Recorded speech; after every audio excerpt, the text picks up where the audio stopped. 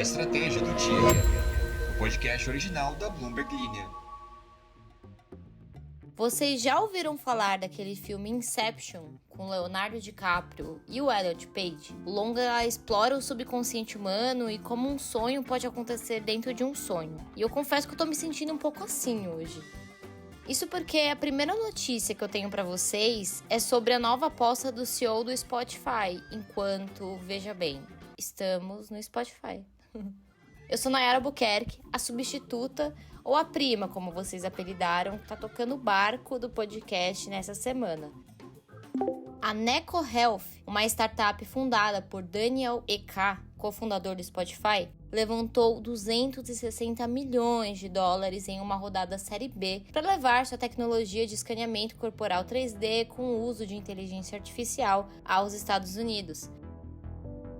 A empresa, que opera na Suécia e no Reino Unido, anunciou o financiamento nesta quinta-feira. E a nova rodada, liderada pela Lightspeed Venture Partners, deu à startup um valuation de cerca de 1,8 bilhão de dólares, segundo uma pessoa familiarizada com os termos que falou com a Bloomberg News.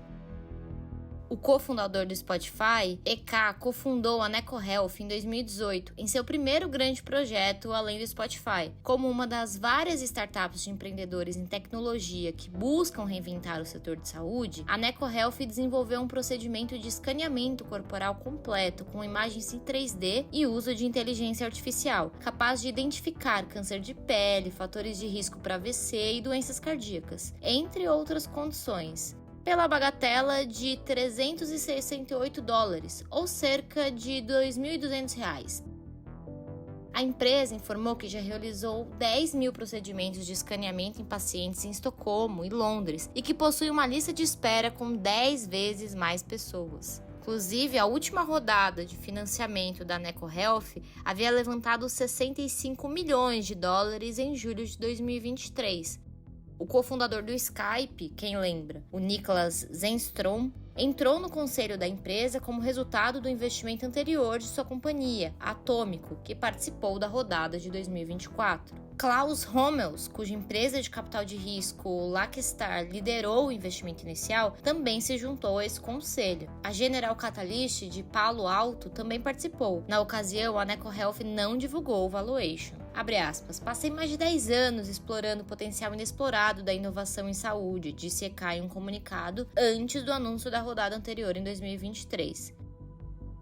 A Neco Health administra clínicas privadas equipadas com produtos diagnósticos proprietários e de mercado, que se destacam especialmente pelo seu próprio scanner 3D de corpo inteiro. Esse equipamento incorpora dezenas de sensores que, combinados com o software de inteligência artificial da empresa, fornecem resultados instantâneos sobre possíveis condições de pele, como pintas, além de sinais de alerta relacionados à saúde cardiovascular. O ano de 2025 começou com riscos para a agenda ESG, sob a figura de Donald Trump nos Estados Unidos em seu segundo mandato. Apesar disso, os investimentos nessa área de ESG devem se manter em alta no Brasil, segundo a matéria da repórter Beatriz Quezada, da Bloomberg Linha. Recentemente, o republicano Donald Trump anunciou a saída dos Estados Unidos do Acordo de Paris logo no seu primeiro dia de governo e determinou o fim de programas de diversidade e equidade em agências federais e investigação no setor privado. O ambiente político sob o comando do republicano e do movimento conhecido nos Estados Unidos como anti-woke também tem ditado os rumos do recuo da agenda ESG entre grandes companhias privadas americanas nos últimos meses. Meta, Amazon, McDonald's, Walmart e a Boeing estão entre as empresas que encerraram ou diminuíram seus programas de diversidade e equidade. Além disso, vocês devem lembrar os 5 maiores bancos de Wall Street, JP Morgan, Citigroup, Bank of America, Goldman Sachs e Wells Fargo abandonaram a maior aliança climática do setor, a Net Zero Bank Alliance, sem contar a maior gestora do mundo, que é a BlackRock. Ainda assim, a onda anti-ESG nos Estados Unidos não deve ser motivo de pânico na avaliação de José Pulgas, o diretor de sustentabilidade da Regia Capital, que é uma das maiores gestoras nessa área. Criada em 2024, a joint venture entre BB Asset e JGP já tem 5 bilhões em ativos sob gestão. Abre aspas.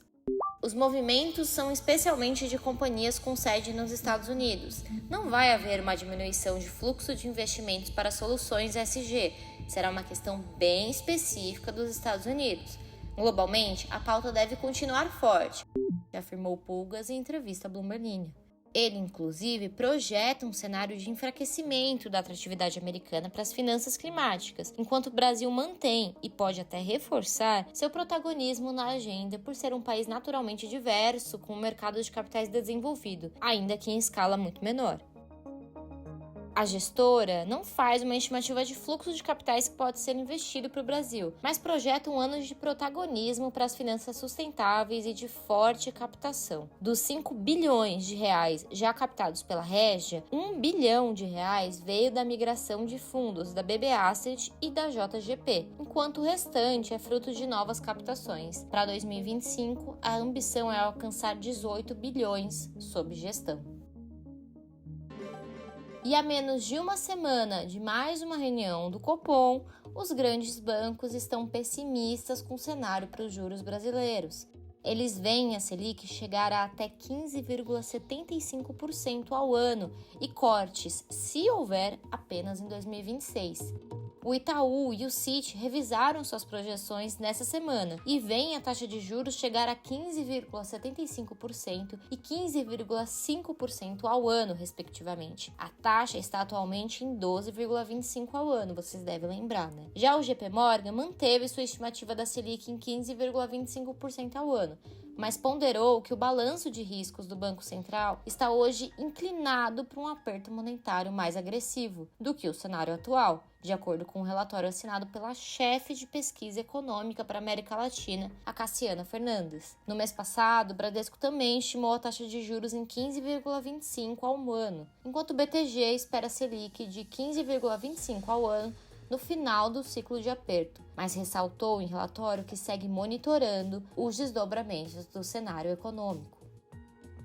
Essas projeções de taxas maiores que a gente anda vendo se ancoram em um cenário mais desafiador para a inflação depois da rodada de piora dos ativos no fim do ano passado. Prejudicou as expectativas e elevou o dólar para cima de R$ 6. Essa foi a maior alta anual para o câmbio desde 2020, o que acaba contaminando os preços de insumos e produtos importados no país. Apesar disso, a moeda americana devolveu parte dessa valorização e chegou a operar na última quinta-feira perto dos 5,94.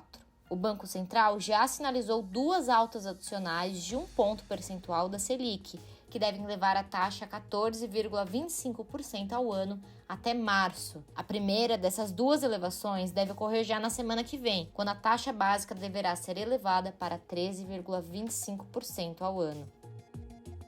Além da pressão cambial, um choque nos preços de alimentos e o crescimento da atividade econômica acima do potencial são listados pelos economistas dos bancos para justificar a piora no cenário para o IPCA em 2025. Os bancos têm projeções de inflação em torno ou acima dos 5% para este ano, muito além, portanto, da meta do Banco Central, estipulada em 3%.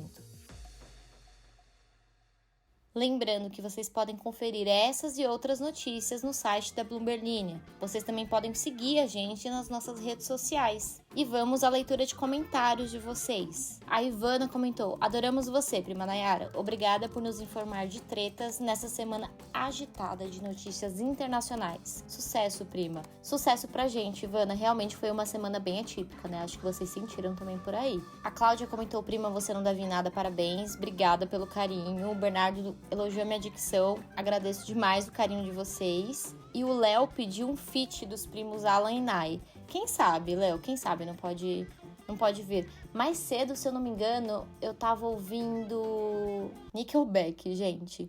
Acreditem se quiser. I'd Come For You. Eu queria agradecer desde já a companhia de vocês durante toda essa semana. Esse foi o último episódio que eu apresentei nas férias do Alan, que volta semana que vem, volta já na segunda-feira. Então, de coração, foi ótimo, foi uma experiência incrível e com certeza nos vemos por aí, principalmente nas redes sociais. Eu e o Alan, a gente grava vídeos pro TikTok, então aguardo a audiência de vocês por lá. Quero deixar aqui uma coisinha pra vocês. Quero que vocês compartilhem nos comentários um guilty pleasure que vocês tenham. Desde música que vocês ouvem, algum hábito peculiar, enfim. Abram o coração de vocês. É isso, tá bom, gente? Um big beijo pra vocês e tchau!